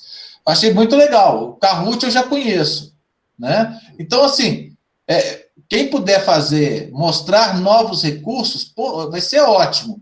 Quem não tiver, pode escolher um tema qualquer, um tema livre, só que não pense num curso muito extenso, vamos pensar num curso curto, aí, 5 horas, por volta de 5 horas. E também, assim, eu quero que a gente vá desenvolvendo à medida que o curso for desenvolvendo. Por isso que eu vou ainda gastar um tempinho vendo se eu acho a ferramenta que eu acho que vai ser mais acertado, porque a minha ideia seria criar quase que um portfólio eletrônico, onde a gente pudesse ir caminhando na construção. Tá? Das ferramentas que estão disponíveis hoje, elas não dão conta. Sim, Sandro? O pessoal comentou em relação a não ter domínio de tecnologia. Eu lançaria, nossa, não é que eu lançaria, né? Muita pretensão. Mas eu acho que, assim, se você não tem o domínio, eu acho que seria um bom desafio você aprender um desses recursos e fazer o curso. Porque se você ficar na sua zona de conforto, você não vai ter novidade. Né? Você só vai organizar as ideias que você já tem ou o domínio que você tem. Mas se você sai de sua zona de conforto, por exemplo, eu nunca trabalhei com o Kahoot, e aí eu vou preparar um curso, eu vou ter que aprender a usar o Kahoot, vou ter que aprender, como eu vou ter que aprender a gravar aula, como eu vou ter que aprender a usar um slide, uma apresentação do Google Docs. Então, eu acho que é desafio. Óbvio que todo mundo está apertado de trabalho, um monte de coisa, mas se a gente se propõe a assistir uma aula igual a sua, né, para aprender novas tecnologias, a gente trazer algo que já nos dá uma zona de conforto, que nos deixa na zona de conforto, agrega. Mas se a gente conseguir sair dessa zona de conforto, vai agregar muito mais. Então, mas eu penso, Sandro, que na verdade, todo mundo aqui, eu mesmo tenho uma dificuldade enorme, mas eu penso que todo mundo aqui está disposto justamente a ter apreensão dessas ferramentas. Então, por exemplo, eu vou dar um curso sobre método de trabalho científico. Então, qual a ferramenta que eu vou usar? Eu vou usar um podcast, eu vou usar um infográfico, se eu desejar usar um infográfico. Então, isso vai estar relacionado à minha área de interesse, entendeu? Sim. Pessoas que já são da área tecnológica, obviamente, vai adorar a sua ideia de dar cursos com essas ferramentas novas, né? Essas coisas assim. Mas, às vezes, a gente vai mesmo de uma forma também mais pragmática. Então, tem pessoas aqui que querem aprender dentro, que possa colaborar com o seu objeto de análise, que está estudando, né? Com aquilo que ela tem intenção de repassar de uma forma virtual, né? Aquele conteúdo. Então, assim, desafio, você pode ter certeza, para mim mesmo, está sendo enorme. Você relacionou aí a ferramentas que eu, por exemplo, não domino, podcast, infográfico. Então, por exemplo, seria ótimo eu aprender a usar uma ferramenta dessa. Não, eu estou dando um exemplo, eu nem sei o grau de dificuldade dessas ferramentas, eu só estou dando um exemplo porque eu tenho pesquisado, tenho visto, né, como o pessoal tem se movimentado. Eu acho assim, eu acho que a ideia do Sandro é muito legal, eu acho que quem tiver condições de fazer dentro dessa linha, vai ser muito bacana, mas eu também gosto da ideia de deixar livre, porque para muitas pessoas incorporar essa nova forma de trabalhar, seja à distância, seja híbrida, já é um passo além, né? Já é sair da zona de conforto. Então, eu acho que, de uma maneira ou de outra, estamos todos nós dando esse passo além. Quem tiver condições de ir na linha do que o Sandro falou, vai ser muito legal, eu acho que vai ser bacana. Quem tiver um outro tema para poder trabalhar e vai incorporar essas técnicas, esses recursos, essas metodologias que a gente está discutindo, bacana também. Eu acho que vai ser... Acho que todos nós vamos estar dando um passo além do nosso estado atual. O Ricardo tinha pedido para falar. Ricardo, por favor, pode ficar à vontade aí. Boa noite, professor Jorge. Boa noite, queridos colegas, né? Confundo às vezes os alunos. Bom, eu queria dar uma sugestão, na verdade, porque às vezes alguns colegas demonstraram algumas dificuldades em usar alguns aplicativos, mas às vezes a gente está na nossa cara e a gente não vê. Eu não sei se todos vocês fazem parte da UFOP. Quem já foi aluno da UFOP tem o e-mail da UFOP. E quem tem um acesso ao e-mail da UFOP, vocês têm acesso liberado às ferramentas do Google Meet. E uma das coisas que eu utilizo muito para apresentar as aulas para os meus alunos hoje, e também gravar, que, por exemplo, agora mesmo nós estamos gravando essa aula, o professor Jorge está gravando essa aula. Essa gravação vai ser enviada por e-mail dele e ele vai poder disponibilizar ela, se ele quiser, no YouTube ou se ele quiser ficar com ela. Então, assim, é uma dica muito bacana. Se vocês querem gravar a tela do seu computador, nem aplicativo vocês precisam. Vocês podem utilizar o próprio Google Meet, fazer uma reunião com vocês mesmos e colocar em modo apresentação e gravação, que vocês conseguem ter uma aula de excelente qualidade sem precisar usar nenhum aplicativo. Tá bom, pessoal? Era essa uma dica. Eu não sei se já foram sugeridos isso, porque, como eu tinha falado antes, eu cheguei atrasado. Desculpe. Ricardo, só tem um problema. Eu sou do conselho da Escola de Minas, e para a gente chegou o comunicado da Pró-Reitoria de Gestão, eu não lembro qual Pró-Reitoria que enviou esse comunicado para a gente, mas que o Google Meet da UFOP e o nosso convênio, a partir do dia 30 de setembro, não vai mais permitir a gravação. Então, a partir do dia 30 de setembro, não vai ser permitido isso mais. Professor, por isso que a gente...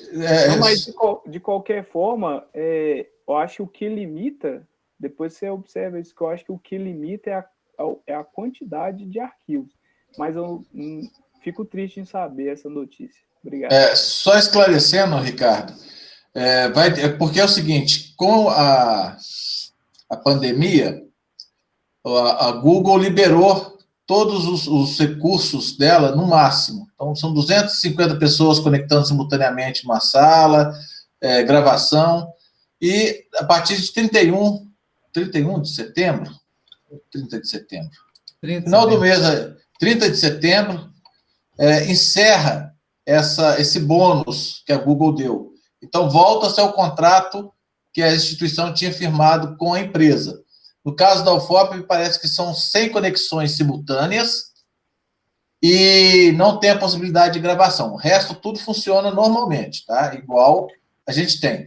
Mas aí, com as ferramentas que a gente vai conhecer no curso, a gente pode continuar gravando e continuar usando o Google Meet como uma ferramenta para alguma atividade síncrona.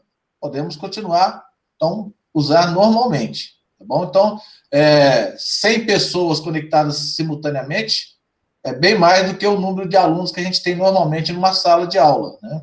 Então, mesmo no curso à distância, sim. Jorge, deixa eu tentar recapitular, assim, que eu sou sou muito objetiva, tento ser prática. A gente vai montar um curso de 5 horas. Ele pode ter 2 módulos. Estou entendendo um módulo daquelas unidadezinhas, daquelas bolinhas que a gente, né, que você trabalha, é isso? Aqueles módulos. Nós tivemos 2 módulos da nossa disciplina. Sim. Tá? A gente vai, dentro desses módulos, a gente vai, que você falou, planejar, executar o máximo de coisas, ou seja, utilizar o máximo de ferramentas e colocar atividades, claro, compatíveis com aquele curso, com aquilo que você está trabalhando, né? Com o tempo. E a gente vai trazer, igual, você vai criar, vai ter esse ambiente virtual para a gente poder inserir lá nosso tema, objetivo, colocar a acolhida. É isso aí? Eu só não sei se a gente vai conseguir estruturar a sala do nosso curso, tá? Porque um dos últimos tópicos nosso é o ambiente virtual de aprendizagem, tá? Vai ser lá do dia 5/10 ao dia 11/10, e uma semana só não vai dar para a gente poder pensar na estruturação de um curso, de implementar no ambiente, tá? Mas aí a gente vai ver, nós vamos deixar tudo planejado para que depois vocês, a partir do que a gente for ver no ambiente virtual de aprendizagem, vocês tenham condições de fazer, implementar o curso de vocês, tá? Quando você fala deixar tudo engatilhado, significa deixar tudo isso arrumado, todas essas ideias organizadas, tipo num PDF, num registro, é isso que você fala? A gente coloca... O que seria, então? Deixa eu tentar fazer o seguinte, vocês estão ansiosos, está todo mundo muito ansioso, então está todo mundo querendo saber, como é que eu vou fazer lá na frente? Calma, nós vamos construir isso gradativamente, à medida que a gente for caminhando com o curso, tá? Então não vai ter, assim, todo o curso para chegar num dia e vocês fazerem tudo aqui, não. Nós vamos construindo isso à medida que o curso for caminhando. O que nós vimos, vamos pegar como exemplo, o que nós vimos até agora? Vou resumir bem resumido. Primeira semana, eu gostaria que vocês entendessem a ideia da aula como articulação de diversos recursos, e não apenas como um momento que eu tenho que dar aula síncrona. Ok? Fechamos. Segunda semana de curso, o que nós vimos? Que, primeiro, cada coisa que eu proponho, ela tem uma intencionalidade, eu tenho que ter ciência dessa intencionalidade. O uso das tecnologias, elas podem expandir o meu processo de comunicação, seja com o conteúdo, seja com os atores que estão envolvidos na minha prática. E eu tenho alguns elementos que são fundamentais de ficarmos atentos a eles, para que ele não aumente a distância transacional. Isso daqui está me dando base para poder pensar, nessas próximas semanas que nós vamos ver, como que eu vou usar uma videoaula. A videoaula, eu vou fazer um curso de 5 horas, eu vou gravar 5 videoaulas de 1 hora? Não. Por que não? Porque eu não tenho interação com o professor. Eu estou fazendo o quê? Aumentando a minha distância transacional. Então, na hora que a gente for estudar produções de videoaulas, quais são as referências que academicamente a gente já tem para a produção de videoaulas?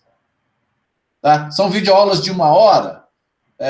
Quando eu for propor um texto, eu vou escrever um texto, como que eu vou fazer esse texto? É uma escrita de um texto acadêmico? Não, nós vamos ver que um texto para esse modelo de educação à distância, de uma educação remota, de uma educação híbrida, eu posso ter um texto acadêmico, mas eu preciso ter um texto dialogal que vai introduzir e apresentar aquele texto para o meu aluno.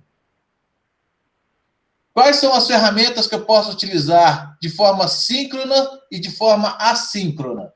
Então, nós vamos conhecer essas ferramentas. Como que, nesse meu curso de 5 horas, eu vou planejar a carga de trabalho do meu aluno? Nós vamos estudar isso. Temos a carga cognitiva, que a gente não vai poder pesar demais. Então, como que eu faço para planejar isso? Então, é muito comum a gente ver cursos à distância, que ele fala lá, é um curso de 30 horas. Você faz ele com 2 horas e pega um diploma. Ou então o contrário, o curso é para 20 horas, você começa a fazer, ele tem 100 horas de trabalho para você. Como é que você dimensiona um pouco melhor isso daí para você não causar um impacto desagradável no aluno? Né? Então, isso nós vamos ver à medida que a nossa disciplina for avançando. E à medida que ela for avançando, a gente vai tendo mais elementos para ir pensando esse meu curso. O que eu já posso pensar é, qual o assunto que eu vou trabalhar? Eu vou trabalhar isso daqui. Qual que é o objetivo geral do meu curso? Isso eu já posso saber. Quero que no final do meu curso tenha isso. Tá? E ficamos por aqui.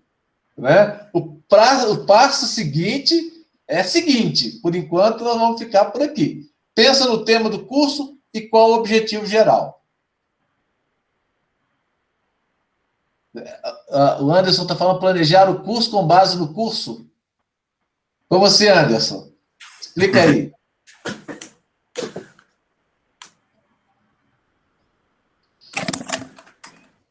Ué, nós vamos planejar o curso que nós vamos fazer com base no curso que o senhor vai dar? É isso, né? É isso. É por aí, é por aí. A gente está aprendendo como dar aula online, como preparar um curso. Então, a gente vai preparar um curso com base no curso que a gente está tendo, semana após semana.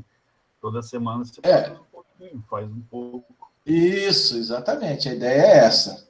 Tá? E aí, é o que eu falei com vocês. Na sexta-feira. Isso. A ideia é que vocês tenham um ponto de partida. Tá? Se vocês acharem que foi legal, você fala, pô, essa experiência foi boa, então dá para seguir daqui. Se você fala, putz, mas aquele curso do Jorge foi um saco. Desculpa, não pode falar isso não, né? Fica gravado. Então, assim, que curso, né? Deus me livre dele. Pelo menos ele é uma referência, né? Não foi uma referência positiva, mas foi uma referência. Você sabe como é que você não quer que o seu fique. Então, acho que é isso que é importante, a gente ter um ponto de partida para a gente poder continuar ou começar, né? Você quer falar, Lucas? Anderson, pode falar que eu já falei muito. É uma dúvida, assim, depois eu tiro. Não, sobre a questão de qual software usar para montar e tal. Só dividir uma experiência aqui, né? Porque no mestrado, doutorado, na universidade, a gente tem que participar do encontro dos saberes, né? Uhum. E aí vem um comunicado que tinha que preparar, e normalmente é um resumo, né? Mas quando eu abri, era uma videoapresentação. Aí, eu transformei os slides da apresentação que eu tinha feito da defesa do mestrado, que eram 57 slides, e eu fiz um vídeo apresentação usando o PowerPoint. Eu não sei, assim, eu acho que a gente usa muito pouco todas as ferramentas que a gente tem disponível, o Excel, o Word, seja ela, eu acho que a gente extrai, sei lá, uns 40%, 50%. E eu fiquei surpreso, porque no próprio tutorial do Encontro dos Saberes tinha como você fazer e tal, né? E eu consegui fazer. Mas eu fiquei surpreso, que quando eu falei só o slide do tema da minha dissertação, eu levei 1 minuto, eu falei, não posso, aí fiquei treinando, até conseguir diminuir aquilo, mas foram muito poucos slides. Então, assim, às vezes você monta uma animação no PowerPoint que parece ser muito simples, mas tem bastante recurso quando comparado com outros softwares, né? Então, era isso que eu queria dividir. A questão do PowerPoint também tem uma questão que você pode fazer uma videoapresentação, né? E passando o slide, falando e mostrando o que você está fazendo, né? Inclusive nas apresentações que a gente está tendo, né? Durante a pandemia, na SBGF, o pessoal da Geologia e Geofísica, né? Tem usado bastante isso, né? E usado esses recursos também que aparecem a pessoa como o professor Jorge usou aí. Isso mesmo. Gente, pegando esse gancho aí... Também é interessante. Opa, perdão. Eu não tinha... Oi? Opa, ok. Tá, então eu vou falar... Quem tá falando? Vou deixar a Nayara falar primeiro. Nayara, pode falar. Desculpa, travou. Não, pode falar. A questão de podcast, né, que a Ana Maria comentou, eu estou fazendo um curso de interprofissionalidade e a demanda, a tarefa da semana era fazer um podcast. Eu achei que era gravar um vídeo falando sobre o tema. E o tanto que é difícil você condensar em 1 minuto, no máximo 2, todo o conteúdo, toda aquela informação. Além da nossa voz, eu achei minha voz horrível no podcast. Horrível. Porque eu vou ter que, além de fazer o podcast, eu tinha que mesclar com o podcast das minhas colegas de trabalho.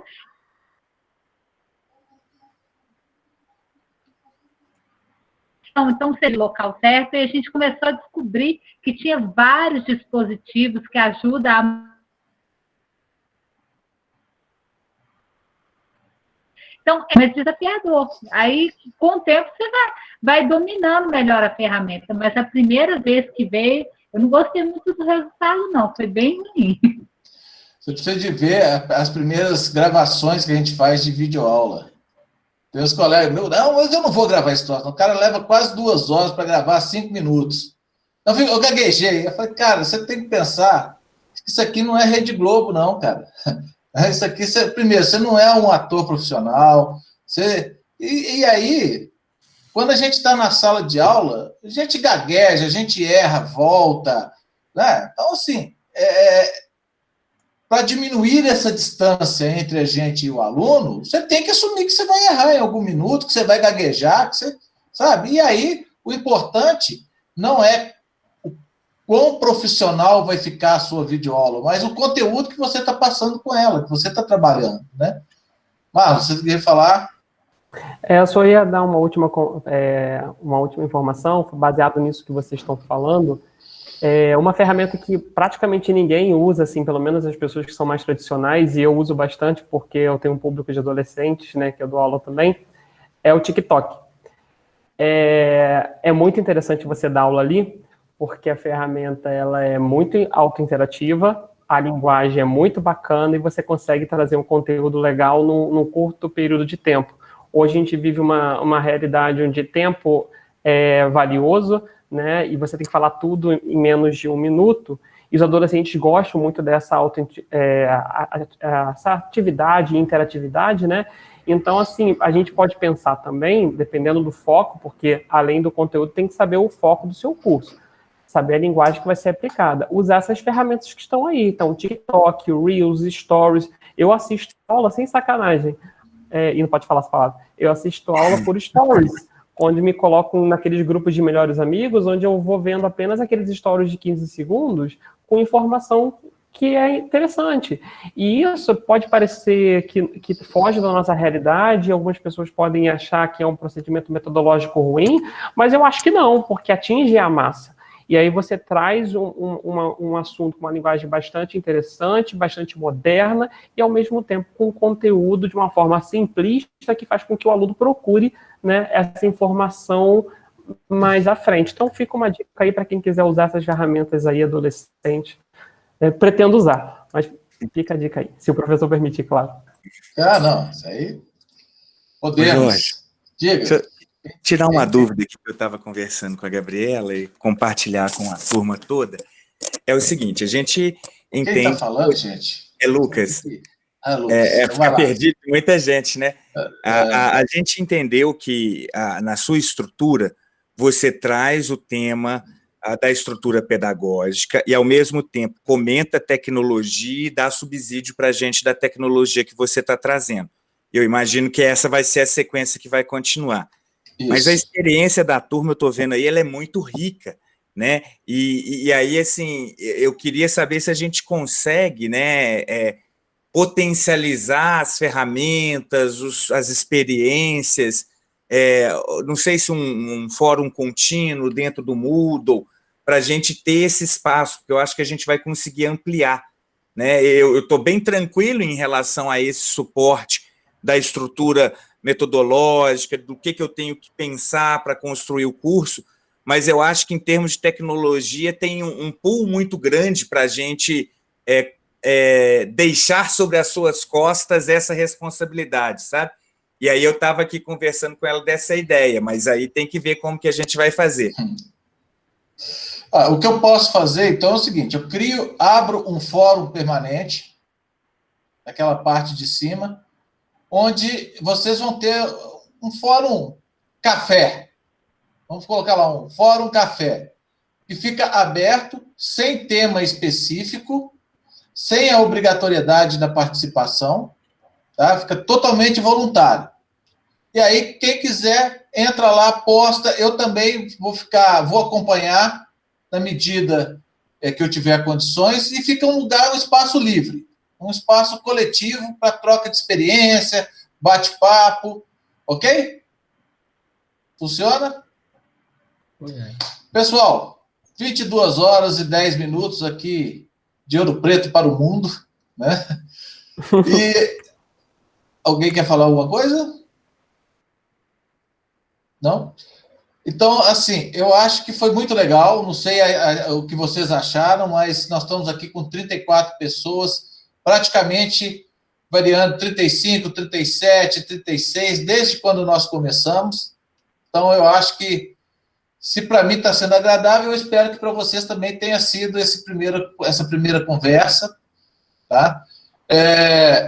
Para a nossa segunda conversa, eu vou fazer a mesma coisa, vou abrir lá a enquete, as pessoas votam, né, qual que é o melhor horário. Eu vou tentar ver se eu consigo permitir que cada pessoa possa votar em mais de uma das opções, que aí fica legal para a gente poder ver se fica, de repente, de tal forma que atenda a maior quantidade de pessoas, né? Vamos ser mais democrático possível aí nessas escolhas. E olha, tá muito legal, queria agradecer vocês aí pela companhia, pela participação, pela confiança, né? E eu acho que estamos fazendo um trabalho que eu espero que a gente consiga aí colher bastante frutos. Ô, Lucas, não se preocupe, pessoal, Marluz, pessoal quem mais falou, Nayara, assim, a gente vai conversando mesmo, eu gosto muito de conversar também, e eu acho que quando a gente tem essa mesclagem do síncrono com o assíncrono, a gente consegue aproveitar bastante. Quando o Marluz estava falando ali do TikTok, que tem que condensar, eu estou custando para colocar minhas videoaulas com 30 minutos, então é 33, 32, né? Eu fico pensando assim, Flávio, eu quero sair dessa loucura, quero ir para o off-grid, né? Lá você tem tempo de plantar a cenoura, ver ela crescer, as folhinhas, não é? Eu ainda chego lá, eu não estou com essa bola toda não, mas eu chego lá. Pessoal, eu acho que é isso, acho que a gente pode encerrar por aqui, para não ficar cansando mais vocês, né? Quero agradecer aí pela companhia, foi muito bom. Espero que tenha sido bom também para vocês e que a gente possa aproveitar, né? Estamos aí com uma boa turma. Espero que eu consiga alcançar o que eu estou planejando e estamos aí. Precisando de mim é só vocês darem o grito, tá bom? Muito obrigado aí, boa noite a todos. Ó, professor Jorge. Diga, Sandro. Em função à especialização que eu estou fazendo, eu tenho muitas dicas, o que o pessoal passou, disponibilizou no grupo, cartilha, links, tudo, sobre tecnologia na educação. Muito então, legal. muita coisa. E aí eu fiz até um documentozinho com os principais links, as ferramentas. Tem um trabalho do pessoal do Rio Grande do Norte, da universidade lá, que fizeram um trabalho, um compilado muito legal. E aí, por isso que eu perguntei se tinha recurso da gente compartilhar, porque aí esse material posso colocar para o pessoal aí à vontade. Bacana. Vamos criar também um espaço e uma biblioteca virtual? Ok. Só que aí eu tenho que ver qual ferramenta que eu vou disponibilizar, porque tem essas questões de permissão. Então, os alunos não têm algumas possibilidades. Mas se não tiver condições de ter uma ferramenta que você possa fazer o upload para lá, a gente libera um fórum específico para colocação de materiais. Tá ok. Ou então eu te mando e você disponibiliza. Mas eu acho legal se a gente abrir essa possibilidade, porque mais pessoas podem ter outros materiais, e aí vai agregando, e funciona como uma biblioteca virtual, que depois a gente pode migrar para um outro espaço. Agora, por curiosidade, o senhor já ouviu falar sobre o Romero Tori? Romero Tori? Não estou lembrado, Sandro. Tá, ele discute muito essa questão. Esse livro que eu coloquei o link, Educação Sem Distância, ele usa muito o Michael Moore como referência bibliográfica também. O texto que você mandou, eu tinha lido na especialização, indicado na disciplina dele. Tá?